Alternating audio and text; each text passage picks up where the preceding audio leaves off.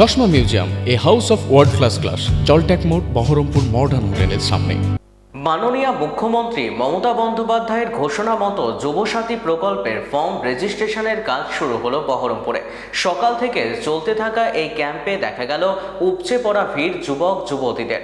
21 থেকে 40 বছর বয়সী যারা মাধ্যমিক পাশ করেছে তারা আবেদন করতে পারবে।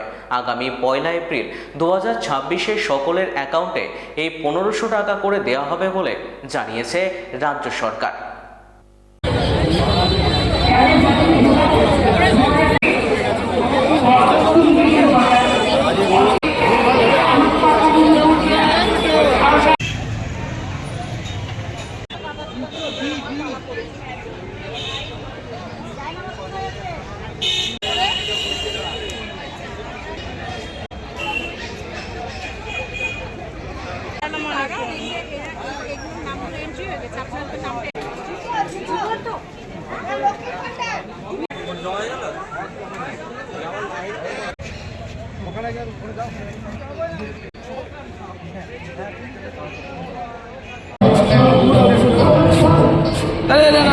এই যুবসাথী প্রকল্পে তো অবশ্যই যুবক যুবতীরা তাদের তো সাহায্য হবেই।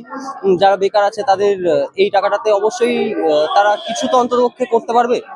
তার সাথে সাথে অবশ্যই তারা নিজেদের আরো কিছু আয়ের তারা তো চেষ্টা তাদের থাকা দরকার। তো এতে অবশ্যই সাহায্য তো হবে প্রত্যেকের। ভাতা দিয়ে দেখুন সংসার তো চলবে না, এটা তো একটা সাহায্য। এতে যাবতীয় টুকটাক টুকিটাকি খরচাটা যেটা এই অন্ততপক্ষে 1500 টাকার লোডটা তো থাকবে না তার উপরে। দেখুন এই 1500 টাকাতে তো কারোর সারা মাসের খরচা চলতে পারে না, তার কোনো একটা আনুষঙ্গিক কোনো একটা তার ইচ্ছা সেটা সে পূর্ণ করবে। এবার সেটা পূর্ণ করার ফলে ধরুন কেউ কোনো একটা কোর্স করতে চাইছে, তার ফিজটা সে টানতে পারবে, বা তার কোনো কিছু স্টাডি মেটেরিয়াল সে কিনতে চাইছে সেটা সে অ্যাফোর্ড করতে পারবে। এবার সেটার সাহায্যে সে নিজের ভবিষ্যৎটাকে আরো বেটার তো অবশ্যই করতে পারবে। মানে কেউ যদি সদিচ্ছুক হয় সে তো ভালো কাজ অবশ্যই করতে পারবে এটা নিয়ে। দেখুন কর্মসংস্থান কে না চাই, আমরা যারা বেকার যুবক যুবতী আছি তারা তো সব সময়ই চাইবো যে কর্মসংস্থান হোক, আরো চাকরি হোক, আমাদের ইন্ডাস্ট্রি হোক, স্মল স্কেল মিডিয়াম স্কেল। যত বেশি হবে ততই তো আমাদের বেকারত্বের অসুবিধাটা ঘুচবে, এবং যত বেকারত্বের হারটা যত কমবে তত আমাদের স্টেটের তো আয়টাও বাড়বে, আমাদের জিডিপিটাও বেটার হবে।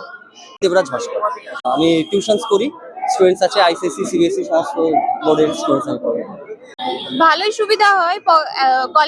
কলেজ স্টুডেন্টদের জন্য তো অনেক সুবিধা, কারণ পকেট মানি হিসেবে অনেক মানে পাওয়া যাচ্ছে, যে না মান্থলি একটা পকেট মানি পাওয়া যাচ্ছে। আমি অ্যাজ আ স্টুডেন্ট নার্সিং তো করছি এখন, তো অ্যাজ আ হেলথ মানে কি বলবো সেবিকা হিসেবে কাজ করার ইচ্ছা আছে। আরো যদি নিজের ইমপ্রুভমেন্ট বা হয়তো সোসাইটির ইমপ্রুভমেন্টের জন্য যদি কিছু করতে পারি তো অবশ্যই করবো। অবশ্যই ভালোই হতো। চাকরির অভাব ছিল, হ্যাঁ সত্যি ছিল, কিন্তু এখন চাকরি দেওয়া হচ্ছে। যেমন আমাদের নার্সিং এ আবার এখন রিক্রুটমেন্ট ছাড়া হলো অলরেডি, এই সিবিটির মাধ্যমে রিক্রুটমেন্ট হলো, এখনো অ্যাপ্লিকেশনের না ফর্ম মানে ইয়েও চলে এসেছে। তো আই থিঙ্ক আস্তে আস্তে যদি মানে ঠিকঠাক ভাবে কন্ট্রোল করা হয় সিচুয়েশন, তো অবশ্যই ঠিকই হবে। যারা খারাপ দিকে করবে তাদের মেন্টালিটি ওইরকমই, যে খারাপ কাজই করব, আর যারা পজিটিভ ভাবে তারা পজিটিভলি অ্যাপ্লাই করবে, তাই না? তো সুলগ্না স্বর্ণকার, এখন স্টুডেন্ট নার্স, তো নার্সিং করছি। আমি বহরমপুরেই বাড়ি।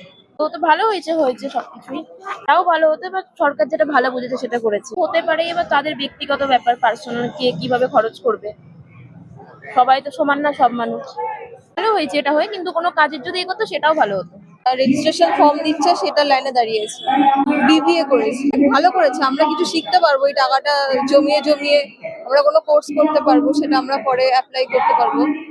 তো আমাদের একটা পকেট মানি টাইপের হলো, যে আমরা এটা জমিয়ে কিছু শিখতে পারবো। বিবিএ করেছি, এবার আরো কিছু আদার স্কিলস কিছু শিখছি, সেই জন্যই তো টাকা পয়সা মানে অনেক কিছুই তো দরকার পড়ে, সবকিছু তো মা বাবার কাছ থেকে চাওয়া যায় না। তো এটা নিয়ে সেটা জমিয়ে জমিয়ে যদি কিছু করতে পারি, চাকরি তো করবো। এটা নিয়েই তো, এটা তো নিয়ে একটা স্কিল ডেভেলপমেন্ট হবে, তারপরে হয়তো চাকরিও হবে আস্তে আস্তে সব হবে একবারে।